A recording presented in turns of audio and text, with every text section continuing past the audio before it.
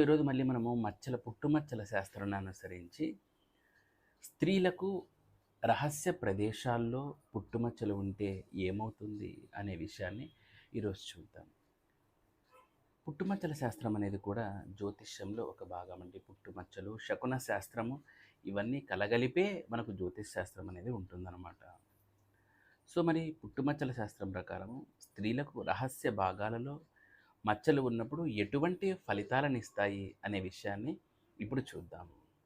Number 1 చూడండి, మచ్చలు అంటే రహస్య స్థలాల్లో ఉన్న మచ్చలు కొన్ని రకాల అర్థాలను, భావాలను మనకు ఇండికేట్ చేస్తూ ఉంటాయి.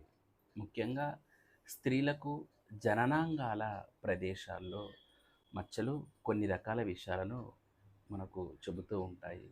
అది పరిశీలన చేసి మనం మచ్చల శాస్త్రాన్ని చెప్పుకోవలసి ఉంటుంది. మరి ఇప్పుడు